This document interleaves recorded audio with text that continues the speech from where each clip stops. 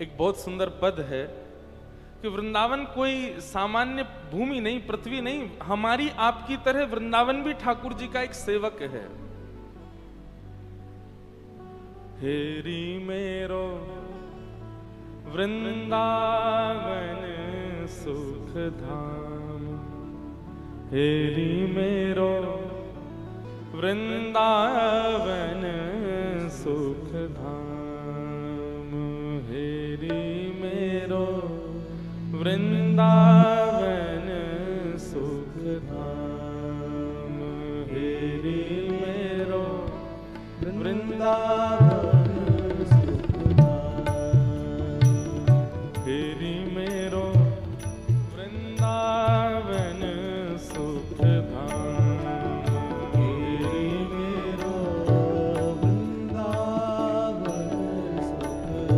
प्रिया लाल को लाढ़ लढ़ावत, प्रिया लाल को लाढ़ लढ़ावत, प्रिया लाल को लाढ़ लढ़ावत, प्रिया लाल को लाढ़ लढ़ावत। कितना सुंदर भाव है। ठाकुर जी को सबसे ज्यादा लाड़ कौन लड़ाता है? बोले वृंदावन ही लड़ाता है। उनके लीला के लिए कुंज प्रकट कर देता है। श्यामा श्याम को भूख लगती है तो उनके लिए फल प्रकट कर देता है।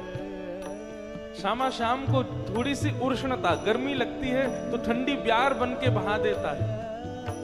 श्यामा श्याम की लीला में कोई विघ्न ना आए इसलिए यमुना जी के पुल निर्माण कर देता है। प्रिया लाल को लाढ़ लढ़ावत, प्रिया लाल को लाढ़ लढ़ावत, सब विधि पूरण काम,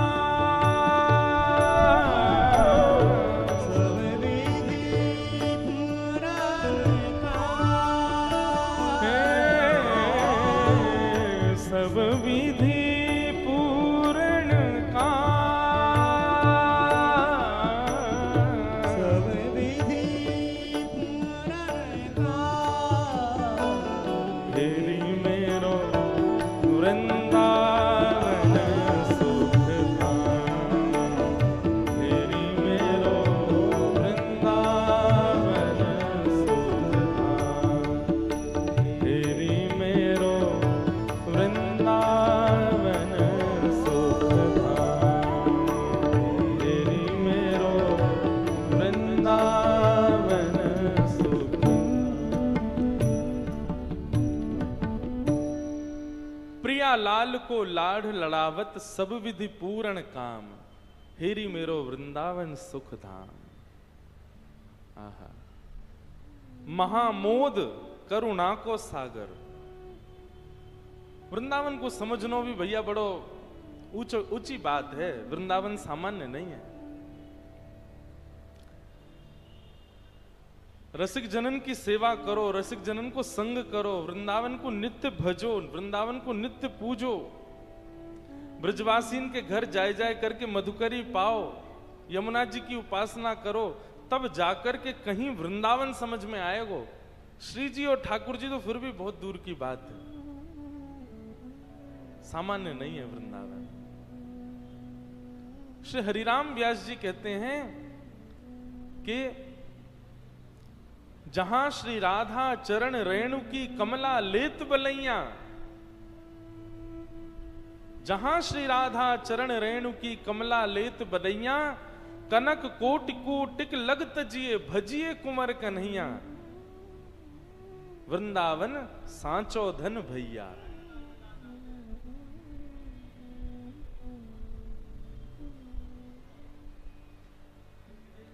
इनको कह दो भैया ने धीरे बोले।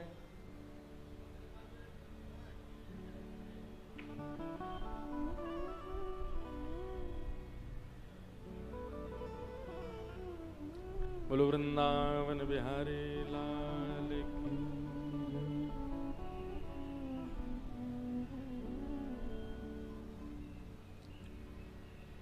क्या बता रहा था मैं?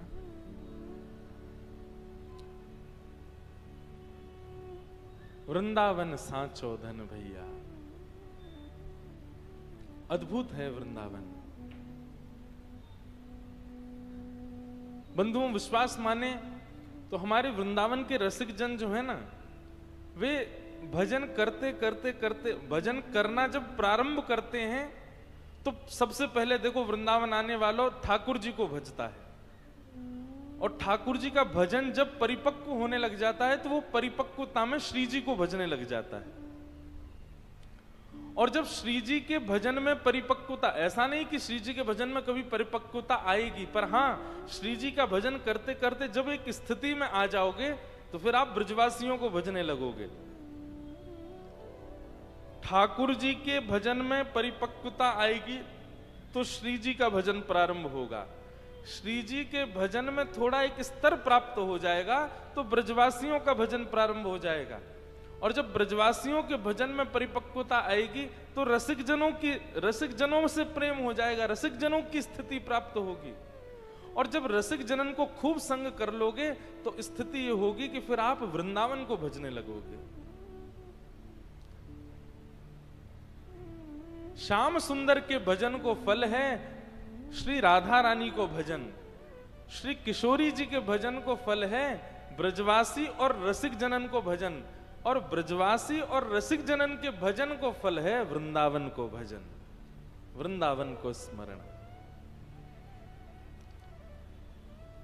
किशोरी जी कृपा करती हैं, ठाकुर जी कृपा करते हैं, ब्रजवासी कृपा करते हैं, रसिक जन कृपा करते हैं, यमुना जी कृपा करती हैं। ये सब जब कृपा करते हैं तब वृंदावन प्रिय लगता है। ऐसा नहीं है कि वृंदावन में रहने वाले रसिक जन रोज मंदिर जाते हैं, नहीं, ठीक है किसी किसी का नियम है रोज मंदिर जाना है, पर जब भजन परिपक्व हो जाता है, वृंदावन समझ में आने लग जाता है, तो वो ये इस भेद को समझ जाते हैं कि भाई श्यामा श्याम केवल मंदिर में थोड़ी बैठे हैं, हम जहां वृंदावन में बैठे हैं ये पूरा वृंदावन ही श्यामा श्याम को स्वरूप है।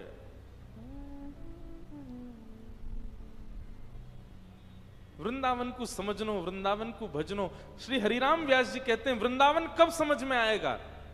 तब कहते हैं कनक कूट कोटिक लग तजिए, कनक कूट कोटिक लग तजिए। इसको मनगढ़ंत बात मत समझना। हरिराम व्यास जी भारत के सबसे श्रेष्ठ विद्वान थे किसी समय पर। उनके आगे कोई विद्वान अपनी विद्वत्ता दिखा नहीं पाता था। वही हरिराम व्यास जी जब काशी गए, बनारस गए, वहां के विद्वानों को हराने के लिए, तब महादेव ने आकर के हरिराम व्यास जी को कहा, बोले व्यास जी तुम्हारा काम विद्वानों को हराना नहीं है, अपनी विद्वत्ता से वृंदावन रस को प्रकट करना, ये तुम्हारा काम है, जाओ वृंदावन जाओ। और एक बात मेरी याद रखिएगा बंधुओं, महादेव के भजन का फल है श्री राधा माधव से प्रेम। आपको यदि किशोरी जी से, ठाकुर जी से प्रेम हो रहा है तो निश्चित है महादेव का इस जन्म में नहीं तो पूर्व जन्म में, नहीं तो कभी ना कभी आपने भजन तो किया है। कई लोग मिलने आते हैं, मुझसे कहते हैं हम लोग पहले महादेव को बहुत भजते थे महाराज जी, पर अब हमारी थोड़ी सी निष्ठा जो है वो वृंदावन के प्रति हो गई है, कहीं महादेव नाराज तो नहीं हो जाएंगे? अरे कभी नहीं। महादेव प्रसन्न होते हैं तब अपने वैष्णव को वृंदावन का उपासी बना देते हैं। बुरा मत मानिएगा, अन्यथा मत लीजिएगा मेरी बात को, लेकिन महादेव को भज रहे हो 40 साल से और अभी भी महादेव ही प्रिय लगते हैं तो अभी महादेव प्रसन्न नहीं है। महादेव प्रसन्न होते हैं तो श्यामा श्याम प्रिय लगने लग जाते हैं। हमारी श्री जी का, हमारी किशोरी जी का सबसे ज्यादा यश किसने गाया? महादेव ने गाया। राधा कृपा कटाक्ष स्तोत्र कौन गाता है? हिमालय की कंदराओं में बैठे महादेव ध्यान कर रहे थे, तभी पार्वती जी आकर के पूछती हैं आप तो महादेव हो, दुनिया के सब तो देव हैं, आप तो महादेव हो, महादेव को किसी की उपासना की इच्छा कैसे हो सकती है? आप किसको भजते हो? तब महादेव उनको राधा कृपा कटाक्ष स्तोत्र सुनाते हैं।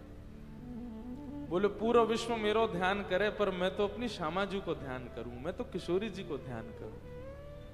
सदा श्री राधा रानी का स्मरण करते हैं महादेव। मुझे इतनी प्रसन्नता हुई, अभी जब नासिक में कथा थी तो मैं त्र्यंबकेश्वर गया, प्रथम दिन गया और अंतिम दिन गया, 2 ही दिन, क्योंकि बाहर जाना अलाउ नहीं था मुझे। तो जब मैं त्र्यंबकेश्वर गया तो वहां के सब पुजारी जैसे ही मुझे देखा तो वे सब पता क्या बोले, श्री राधा वल्लभ लाल की। और मैं ये सुनते ही बिल्कुल स्तब्ध हो गया। मैंने कहा आपने ऐसा क्यों कहा?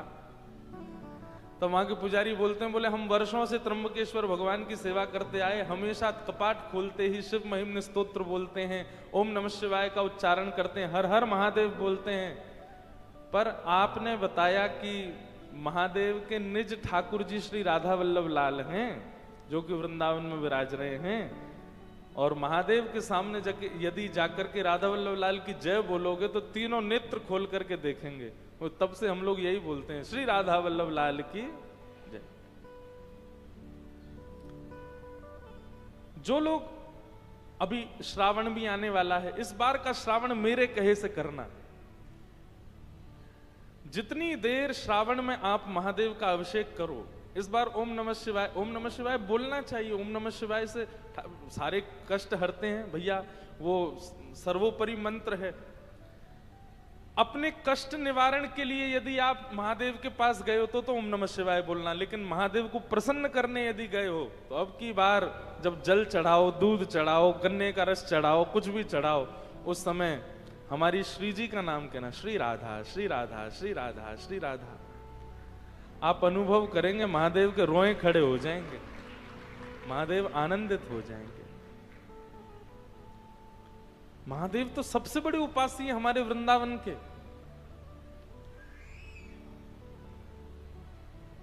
तो श्री हरिराम व्यास जी उन काशी गए, काशी से महादेव ने उनको भेजा, अरे व्यास जी आप अपनी विद्वत्ता से विद्वानों को हरा रहे हो, ये सब छोड़ो, जाओ वृंदावन।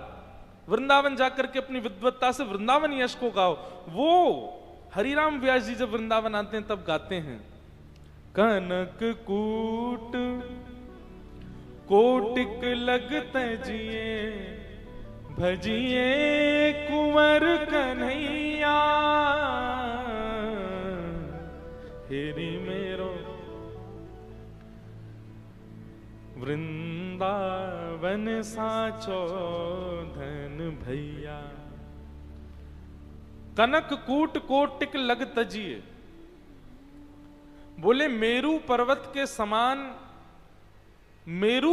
के समान धन संपत्ति आदि मिलने के बाद भी उनका त्याग कर दो, सब तज हरि भज, सब छोड़ छाड़ करके जब कृष्ण को भजोगे, श्री जी को भजोगे, तब वृंदावन रस समझ में आएगा। वृंदावन रस समझने के लिए संसारी रस को त्यागना तो पड़ेगा। प्रेम नगर की सकरी है गलियां, प्रेम नगर की सकरी है गलियां, तामें दो ना समान मुसाफिर प्रेम नगर मत जा। प्रेम नगर कहते हैं हमारे वृंदावन को। कई लोग कहते हैं महाराज जी वृंदावन में बड़ी छोटी छोटी गलियां हैं। क्यों है छोटी छोटी गलियां? तामें दो ना समान। यदि आपके चित्त में प्रेम आ गया वृंदावन के प्रति, तो वृंदावन आपके चित्त में आने से पहले झांक करके देखेगा कि आपके चित्त में कोई और तो नहीं है। यदि कोई भी चित्त में हुआ तो वृंदावन नहीं प्रवेश करेगा। प्रेम नगर मत जा, प्रेम नगर का पंथ कठिन है, प्रेम नगर का पंथ कठिन है, तामे ना चल पाए, मुसाफिर प्रेम नगर में जा। लोग बात कहते हैं महाराज जी आशीर्वाद दो, या फिर दरबार में आके प्रार्थना करते होंगे कि हमें ब्रजवास मिल जाए, हमें वृंदावनवास मिल जाए। माफ कीजिएगा, क्षमा कीजिएगा, जैसे उल्लासनगर में रहते हो, जैसे मुंबई में रहते हो, जैसे पुणे में रहते हो, जैसे पूरी दुनिया में रहते हो, वैसे ही जाकर के वृंदावन रहे तो अपराध करोगे आप वृंदावन में। जैसे सब जगह रहे वैसे ही वृंदावन में रहे तो फिर वृंदावन क्यों रहे आप? वहीं रहते जहां थे। वृंदावन में रहो तो भैया वृंदावन का रूप अलग है, वृंदावन का स्वरूप अलग है। सुनना चाहेंगे? अच्छा, ये जो फॉर्मूला ये हम पे लागू नहीं होता, क्योंकि हम तो ब्रजवासी, हमारा जन्म वृंदावन को है। हम तो चलते फिरते वृंदावन ही है, ब्रजवासी से वृंदावन ही है। ये उन पर लागू है जो वृंदावन आकर के रहना चाहते हैं। भ्रातः तिष्ठ टले टले विटपिनाम ग्रामेषु भिक्षामटः स्वच्छन्दं पिबयामुनं जलमलं चीराणि कंथां कुरु सम्मानं कलयाति घोरगरलं नीचपुमानं सुधा श्री राधा मुरली रवो ब्रज सखे वृंदावनम मात्यज। वृंदावन में ज्यादा टिपटॉप बन के नहीं रहना चाहिए। वृंदावन में कैसे रहो? सहज रहो, सरल रहो, सामान्य रहो। आप कहोगे क्यों? अरे इसके पीछे लॉजिक है भैया। सब लोग इधर देखो, ध्यान से सुनो। 2 ही दिन की बात है, आज और कल। परसों से तान दुपट्टा सोते रहना है। सोओगे कब आप लोग? 6 बजे तो कथा ही होती है। ये तो 2 बजे जहां कथा होती है वहां हम बोलते हैं कल से सोना। वृंदावन में ज्यादा सज धज के नहीं रहो। क्यों भैया? पहली बात तो वृंदावन में श्रृंगार करवे को अधिकार केवल श्यामा श्याम को है। ब्याह में दुल्हा दुल्हन से ज्यादा सज के अगर चले गए तो बताओ कितनी बुरी बात है। ये अत्याचार किया कि नहीं आपने दुल्हा दुल्हन के साथ? आप इतने बढ़िया बन के गए, सब आपको देख रहे हैं, उनको कोई देख ही नहीं रहा है। अरे ब्याह में दुल्हा से न कम सजो, दुल्हन से न कम सजो, दुल्हन वो लगे आप नहीं। सही है कि नहीं बात? और कोई इतनी ज्यादा सज धज के चलो जाए ब्याह में, उन्हें दुल्हन तो सामने पर लग ही रही है। लेकिन वृंदावन में ऐसा नहीं है। वृंदावन में दुल्हन तो हमारी श्यामा जू है। आप जबरदस्ती क्यों ज्यादा श्रृंगार करो? पहली बात तो ये कि वृंदावन में सजवे को अधिकार केवल श्यामा श्याम को है, बाकी सब तो सामान्य रहो। दूसरी बात, वृंदावन में ज्यादा सज धज के रहने की आवश्यकता क्यों नहीं है? बोले भैया इतने सामान्य रहो, इतने सहज रहो कि लाल जी को आप पे दया आ जाए, काउदना वही पकड़ के आपको श्रृंगार कर दें, काउदना वही आपको सजा दें। यहाँ पे तो मैं सजाऊं है, तू बड़ा ऐसा घूमे है, सामान्य सा बनो। और जा दिन शाम सुंदर श्रृंगार करेंगे ना, बाद ना सवरे श्रृंगार फीके रह जाएंगे। मीराबाई श्रृंगार थोड़ी करती हैं, मीराबाई सामान्य रहती हैं, लेकिन उनके चेहरे पर फिर भी सुंदरता क्यों दिख रही है लोगों को? क्योंकि उनका श्रृंगार ठाकुर जी करते हैं। सूरदास के पास नेत्र नहीं है, बिना नेत्र का व्यक्ति, बिना नेत्र के सूरदास जी क्यों सुंदर लगते हैं सबको? क्योंकि उनका श्रृंगार ठाकुर जी करते हैं वृंदावन में। श्री हितहरिवंश महाप्रभु, उनके चरित्र में ऐसा वर्णन आता है कि एक बार एक राजा ने उनको देख लिया महाराज, वो व्याकुल ही रहता था कि इनको देखूं, इनको देखूं, इनको देखूं, जबकि कुछ नहीं करते थे, कोई ऐसा लीपापोती नहीं मुख पर। क्यों लगते थे सुंदर? क्योंकि श्याम सुंदर श्रृंगार करते हैं।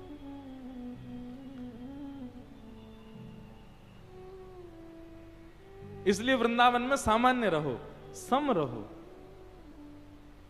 ज्यादा व्यवस्थित होकर रहने की आवश्यकता नहीं है। अब व्यवस्था में रोज कोई दिखे तो हम ही उसको कहेंगे भाई थोड़े नेक व्यवस्थित हो जाओ। काउदना श्याम सुंदर कहें तू नेक व्यवस्थित है जा। कल हम जो पद गा रहे तो वो लागू होगा ना, तू अपनो श्रृंगार करत है ये दर्पण हाथ दिखावत है, तू है सखी बड़ भाग बड़ी, नंदलाल तेरे घर आवत है। वृंदावन की लीलाओं में कभी कभी वर्णन आता है, रस लीलाओं में, कि कभी कभी शाम किशोरी जी का श्रृंगार ललिता जी करती हैं, विशाखा जी करती हैं, कीर्ति मैया करती हैं। पर जिस दिन श्याम सुंदर श्रृंगार करते हैं ना किशोरी जी का, वादना किशोरी जी को एक चुनरी में ही रखना पड़े।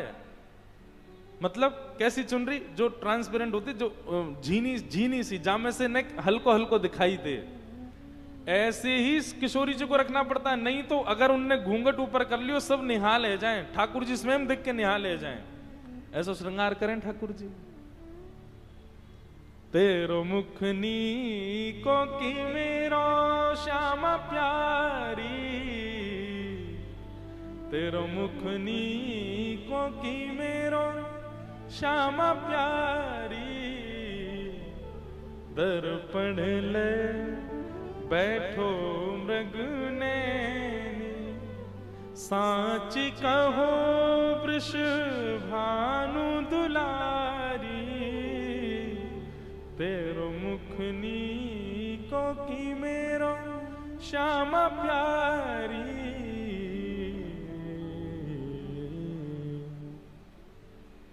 तो वृंदावन में सम रहो, सामान्य रहो। क्यों? दो कारण।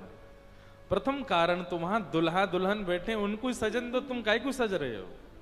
और दूसरा कारण कि हमारी सम रूप पर, हमारे सामान्य वेशभूषा पर काउ दिन ठाकुर जी रीझ जाएं, और रीझ करके ठाकुर जी हमारा श्रृंगार कर दें। अच्छा देखो, इसका एक उदाहरण बताएं। महादेव, महादेव से ज्यादा सम और सरल रहने वाला कोई दूसरा देवता नहीं है। पूरी दुनिया में चले जाओ, महादेव कैसे बैठे हैं? भभूति रमाए बाबा भोलानाथ आए। भभूति रमाए बैठे हैं, गले में सर्प, कानन में कुंडल, ध्याये नित्यम महेशम रजतगिरि निभम चारु चंद्रावतंशम, रत्ना कल्पोज्ज्वलांगम पयुषमर्गवरा भीति हस्तम प्रसन्नम, पद्मासीनम समन्ता स्तुतमर गणै व्याधि कृत्यम वसानम, विश्वाद्यम विश्ववंद्यम अखिल भयहरम पंचवक्रम त्रिनेत्रम। कितने सम रहते हैं महादेव। ये देखो, ये ऊपर विराज रहे हैं झूलेलाल जी के बगल में, कैसे सम। लेकिन इनका वृंदावन में दर्शन करो। वृंदावन में कैसे हैं?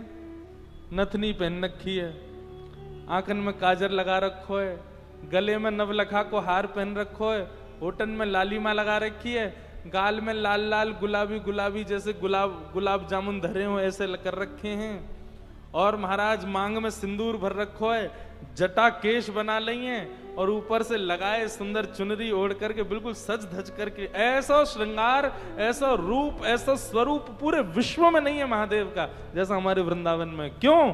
क्योंकि वृंदावन में श्रृंगार श्याम सुंदर ने किया है महादेव का। वृंदावन में श्रृंगार मत करो, वृंदावन में सम रहो। सबसे पहली बात, वृंदावन में रहो तो ऐसे रहो। दूसरी बात,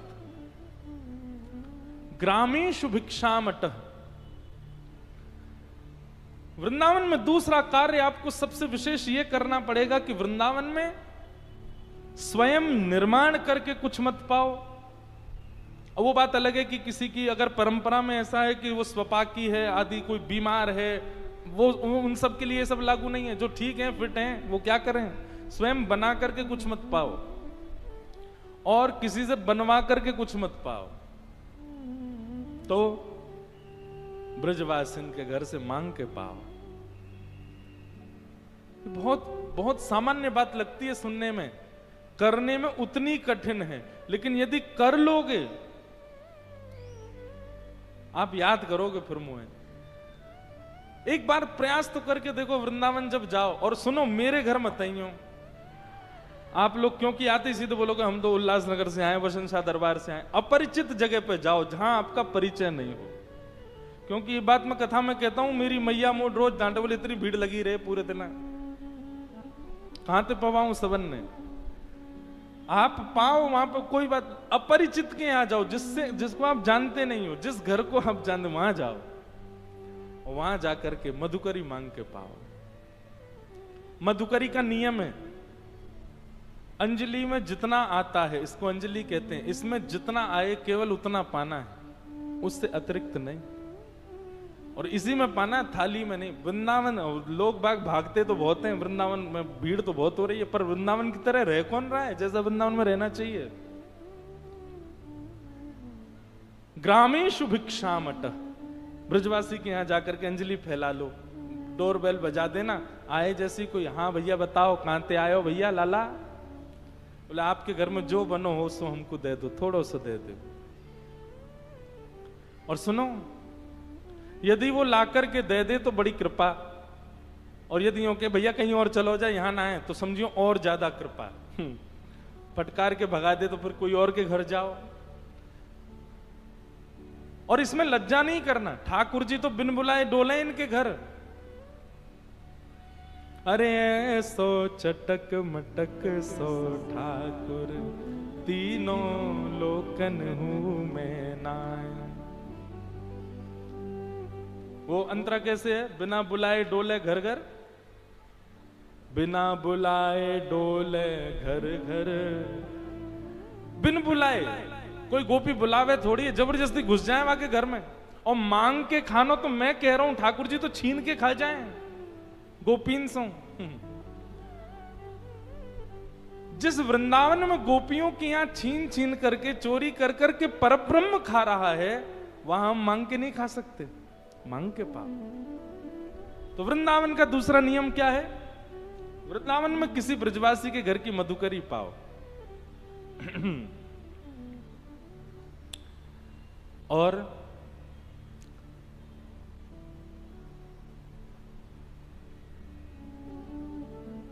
स्वच्छंदम पिबयामुनम जलमलम,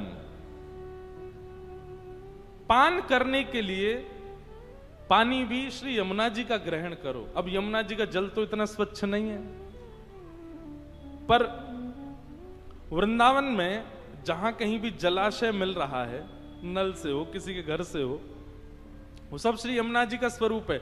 लेकिन जब तक यमुना जी शुद्ध नहीं हो रही हैं, तब तक कम से कम इतना भाव रख सकते हैं, किसी भी जल को लो और जल को लेकर के पर उसमें यमुना जी का भाव रखो, ये यमुना जी हम इनका पान करें, इस प्रकार से पान करो।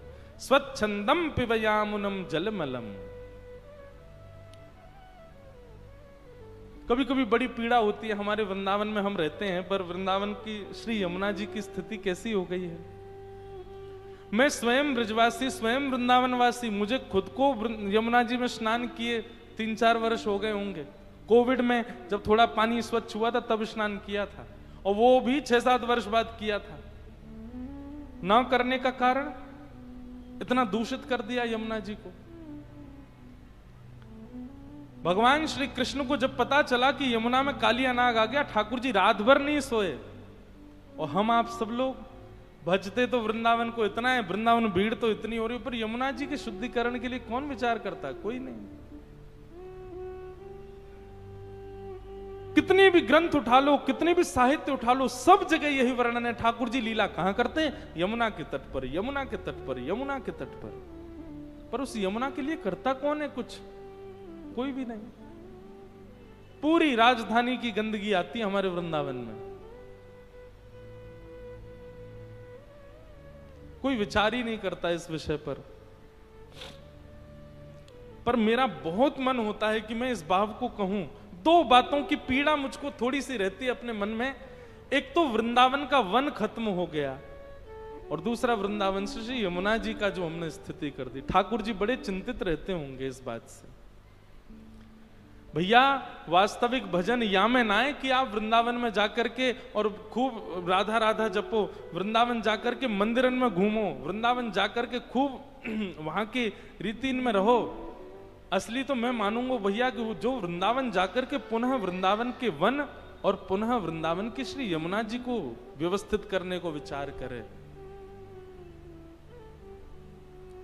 वृंदावन पुनः वन बनना चाहिए, वृंदावन की यमुना जी पुनः शुद्ध होनी चाहिए। श्यामा शाम को तभी सुख मिलेगा। तो तीसरा नियम क्या करना है वृंदावन में? श्री यमुना जी का जलपान करना है। भ्रातः तिष्ठ टले टले विटपिनाम ग्रामेषु भिक्षामटः स्वच्छंदम पिबयामुनम जलमलम चीराणि कंथाम कुरु। चौथी बात, वृंदावन में जब आप ऐसे रहने लग जाओगे, बहुत समता में ब्रजवासियों के घर की मधुकरी पा करके, यमुना जल पी करके इस प्रकार वृंदावन में रहने लगोगे तो क्या होगा? आपका कई लोग सम्मान करने लग जाएंगे।